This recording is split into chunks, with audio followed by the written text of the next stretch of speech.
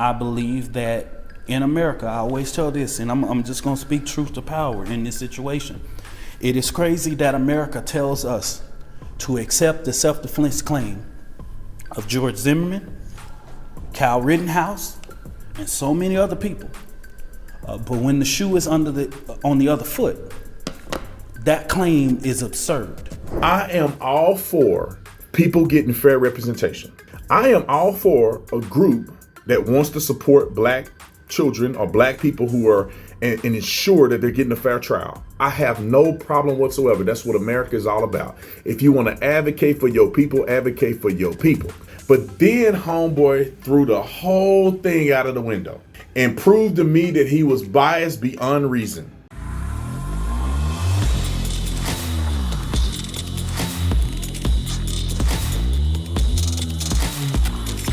This video is brought to you by TatumStore.com. TatumStore.com. Make sure you go on Tatum Store and get your merch today. And also, Shenergy is on its way. They just gave me the videos of them packing all of our energy drinks and all of our night drinks. And I'm so excited. I could cry a little bit. 3 years in the making, producing a product online that not one company in the entire world is doing. We're doing something nobody in the world is doing.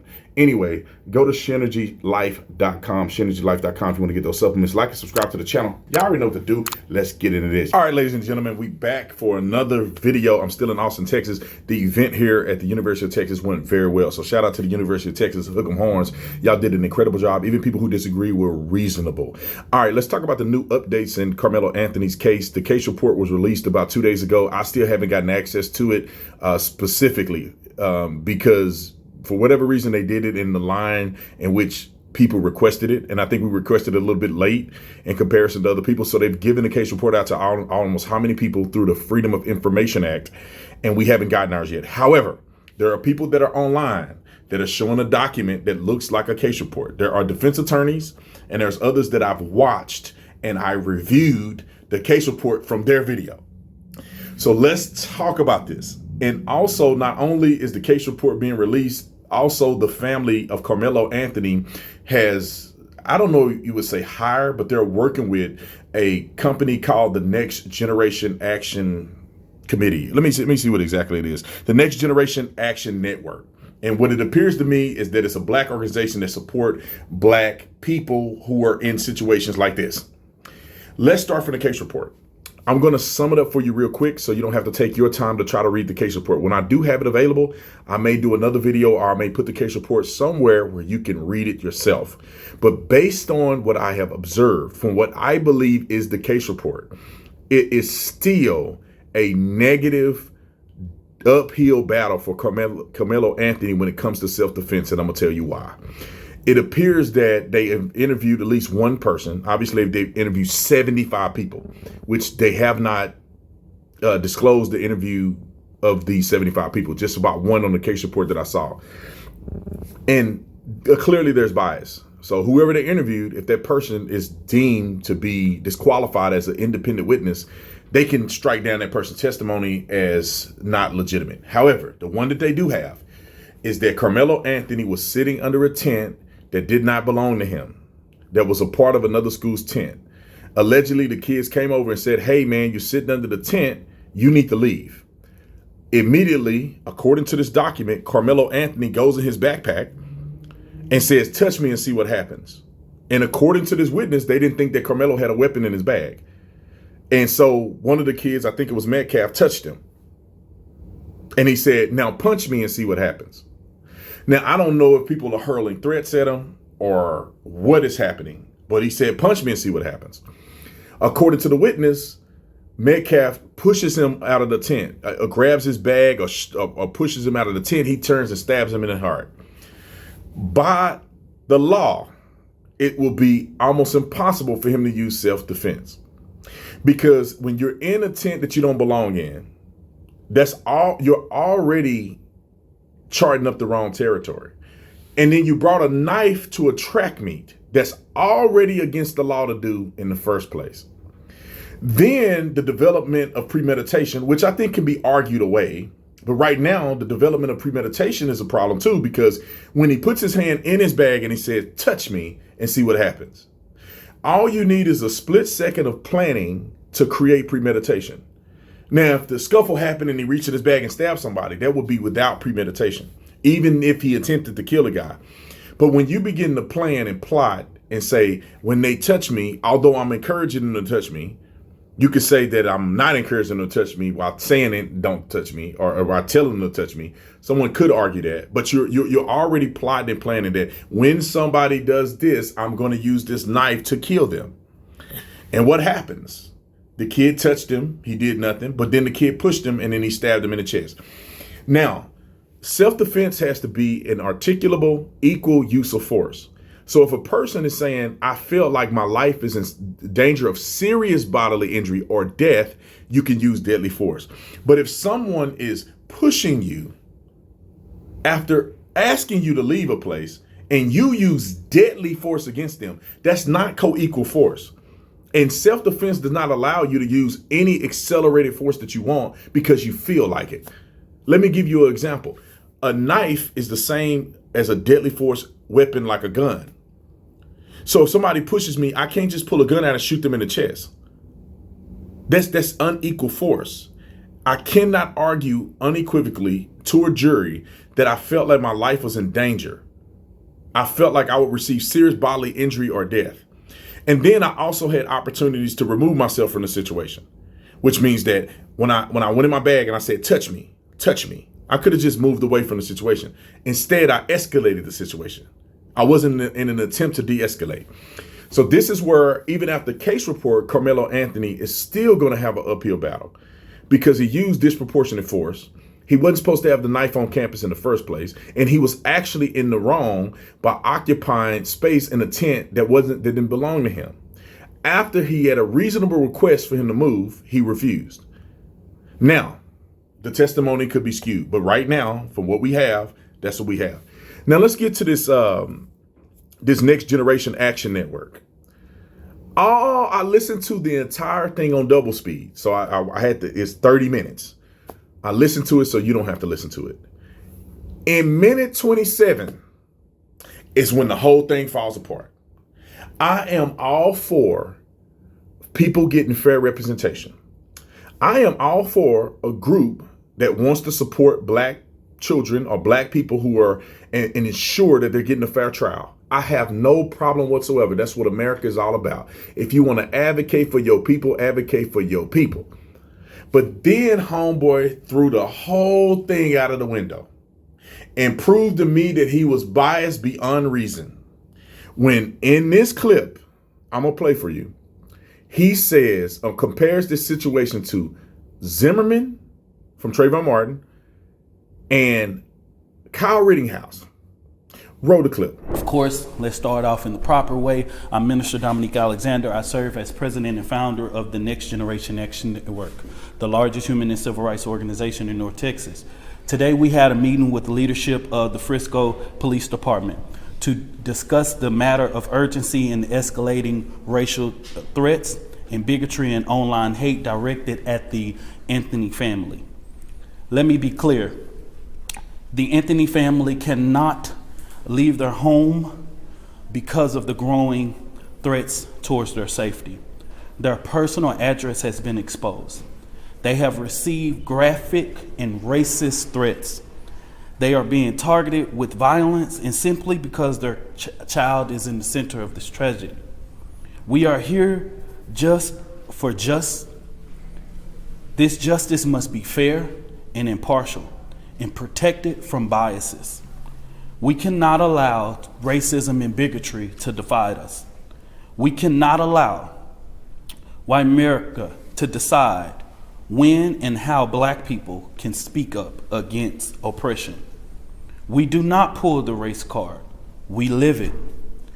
Yes, this case is a tragedy. Anytime a child is lost, we mourn as a community. Our heart goes out to the family of Austin Metcalf. But we do not erase the right of the Anthony family to be protected and heard and treated with dignity. That's why today we spoke with the Frisco Police Department leadership to demand answers. We need to know what steps are being taken to protect the Anthony family, the strategies of the threats that's being spreaded, and how Frisco Police is ensuring that Carmelo Anthony's Sixth Amendment right, a fair and public trial, is fully respected. Let's make it clear that absolutely we have the full permission and trust of the Anthony family and authorized for the Next Generation Action Network to speak today. Today in this meeting, we talked about and was able to give them graphic images of what this family has had to deal with for the last couple of days.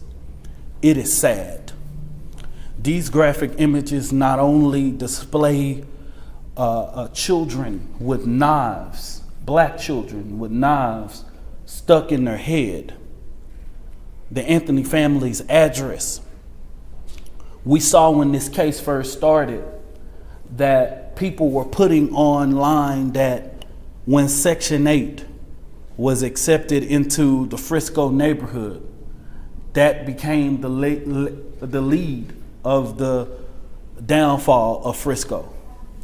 We have saw so many different hateful images, just hateful things. And the Next Generation Action Network wants to reiterate that Carmelo Anthony has a right to a fair trial, unbiased, and removed of racial hate and bigotry. I want to make it very clear, and I say this from my heart and my own personal reference. If someone wants to say race is not in this situation and shouldn't be, well, I asked all of those people to join me in calling it out. But don't look at black people and say, don't always play the race card. We don't play the race card, we live it. We live a reality. And I believe that in America, I always tell this, and I'm just going to speak truth to power in this situation. It is crazy that America tells us to accept the self-defense claim of George Zimmerman, Kyle Rittenhouse, and so many other people. But when the shoe is on the other foot, that claim is absurd. And I just got to call a spade, no matter what my personal views of a case may be. It is quite contradicting for America to come back and say, oh, Kyle Rittenhouse can have it, George Zimmerman can have it. All of these individuals that don't look like the color of my skin can't have it. In the state of Texas, we live in a state where yet you can walk around with a permitless carry. You can walk around with a brass knuckles. You can walk around with a knife. You can walk around with all these things. AK-47 in the state of Texas. And then as soon as you see a black person exercise those rights, we now have a problem. And that's not me spitting hate or race or bigotry. That's the facts. And like I put a statement, what we're not going to do after 400 years of oppression of black people in America is yet justify ourselves every time a situation comes up with one of our children. We want them to have those same rights that everybody else. We want him to have his same day in court as Kyle Rittenhouse. We want him to have his same day in court like anybody else. And he will have that. And he will put up the proper defense. And all of these questions will be answered. Now you guys know why I think this guy is out of control. Do you understand what happened in Zimmerman's case? Zimmerman was actively getting the beat out of him, screaming and crying for help. And the witnesses are articulating that Trayvon was on top of Zimmerman, beating him to death. This is what their testimony is. And while Trayvon is banging his head on the ground, he pulls out a gun and shoots Trayvon. Does that sound similar to the Metcalf situation in Carmelo Anthony?